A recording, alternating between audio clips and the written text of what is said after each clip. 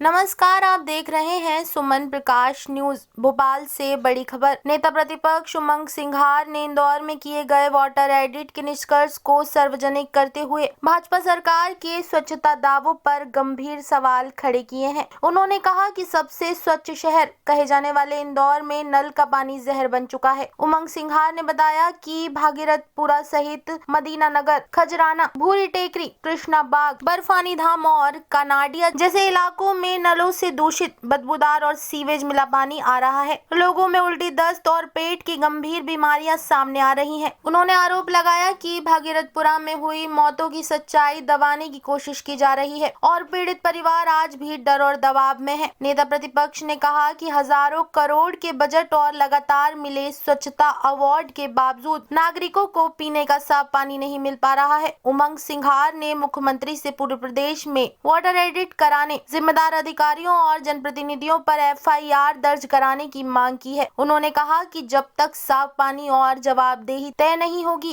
तब तक विपक्ष जनता की ये लड़ाई सड़क से सदन तक लड़ता रहेगा। धन्यवाद साथियों। इंदौर को मां अहिल्या की नगरी के नाम से जाना जाता है, जिन्हें पूरा इंदौर और पूरा मध्य प्रदेश पूजता है। और मां नर्मदा को पूरा मध्य प्रदेश कितने सम्मान और पूज्य है हमारे लिए मां नर्मदा, ये पूरा मध्य प्रदेश जानता, देश जानता।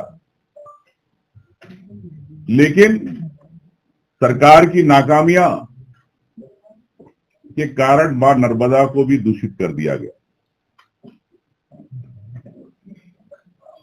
साथियों, देश और प्रदेश के अंदर आप देख रहे हैं कि जिस प्रकार से माहौल चलता है एक धर्म को लेके, हिंदू मुस्लिम को लेके, भारतीय जनता पार्टी सरकार हमेशा विषय बदलती है और हिंदू मुस्लिम की बात करती है। लेकिन जो नागरिकों के अधिकार है, जनता के जो अधिकार है, जो संविधान में हमको अधिकार मिला कि अच्छा पानी, अच्छी शिक्षा, अच्छा जगह रहने का, वो सरकार की प्रतिबद्धता है, जवाबदारी है कि हर नागरिक को मिले। लेकिन मैं समझता हूं कि जिस प्रकार से इंदौर में स्वच्छ इंदौर को लेके 8 बार लिए गए, इनाम लिया, पहले नंबर पे आया, कहीं ना कहीं कुछ गड़बड़ है, कागजों की गड़बड़ है।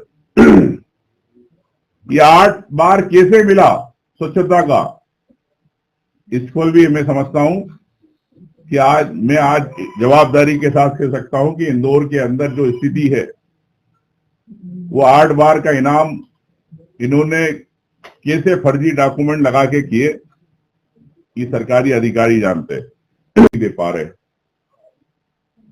मैं समझता हूं कि सरकार इंदौर से तो आर्थिक रूप से कई राजस्व मिलता, कई करोड़ों रुपए सरकार को मिलते हैं, वो आर्थिक राजधानी इंदौर को कहा जाता है। लेकिन इंदौर को आप उसके बदले क्या दे रहे हो? गंदा पानी, ट्रैफिक की व्यवस्था नहीं, वहां पर खड्डे हो रहे।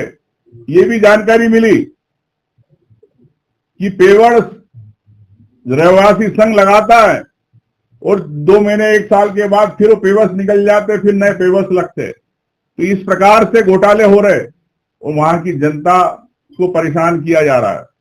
दादागिरी इतनी चल रही है नगर निगम के अंदर कि आम व्यक्ति वहां बोल नहीं सकता। जिस प्रकार से हमने भागीरथपुरा में लोगों को देखा, उनके चेहरों पे भय था, डर था, बोलने की स्थिति में नहीं थे, लेकिन उनके चेहरे भागीरथपुरा की कहानी बता रहे थे। मैं सरकार से निवेदन करना चाहता हूं कि अभी तक पुलिस ने क्यों नहीं एफआईआर दर्ज करी उन लोगों पे जिनकी जवाबदारी है। मैं समझता हूं कि आपराधिक मानव वध है। बीएनएस की धारा 103, 101, 103/2, 105, 106 के अंदर दंडनीय अपराध है। अभी तक क्यों नहीं आपने कमिश्नर पे कार्रवाई करी? आपने अभी तक वहां के अधिकारियों पे सिर्फ सस्पेंड करने से क्या व्यवस्था सुधर जाएगी? निश्चित तौर से मैं यही कहना चाहता हूं कि तत्काल से पुलिस पे कार्रवाई करे और इंदौर की सफाई के लिए इसे तमाम, इंदौर जैसा हो सकता भोपाल है, भोपाल में भी सुप्रीम कोर्ट ने संज्ञान लिया था, चाहे रीवा हो चाहे ग्वालियर हो, ये छोटे शहर हो, सरकार को तत्काल इसमें ऑडिट कराना चाहिए। और पानी अधिकार है आम व्यक्ति का, अगर आप पैसे ले रहे हो, टैक्स ले रहे हो, हर व्यक्ति को पानी मिलना चाहिए। मैं समझता हूं कि तत्काल सरकार को इस पर कार्रवाई करना चाहिए और इस प्रकार की घटना दोबारा ना हो, इसके लिए आपको एक आपराधिक रूप से गैर इरादतन जिस प्रकार से हुआ उस पर केस दर्ज होना चाहिए अधिकारियों पे। उस महापौर का तत्काल इस्तीफा होना चाहिए, महापौर पे भी केस दर्ज होना चाहिए जो इतनी बड़ी घटना के बाद जन्मदिन मना रहे। इतने समय से फाइल को लिंगर ऑन थी, क्या वो जवाबदार नहीं है? क्या नगरीय प्रशासन मंत्री वहां के रहने वाले, क्या वो जवाबदार नहीं है? क्या प्रभारी मंत्री मुख्यमंत्री वो जवाबदार नहीं है? मैं समझता हूं कि सरकार को अगर वास्तव में इंसानियत है तो जो जवाबदार व्यक्ति है उन पर तत्काल कार्रवाई हो और उचित मुआवजा मिले। कांग्रेस पार्टी की तरफ से हमने 1 करोड़ की मांग करी है, 2 लाख में आप समझ सकते क्या हो सकता है? कुछ नहीं हो सकता। लोग इलाज करा रहे अपने पैसों से, लेकिन सरकार नहीं दे पा रही। तो ये एक मानव सिस्टम के कारण एक इंसानियत की हत्या है, उन गरीब मासूम लोगों की हत्या है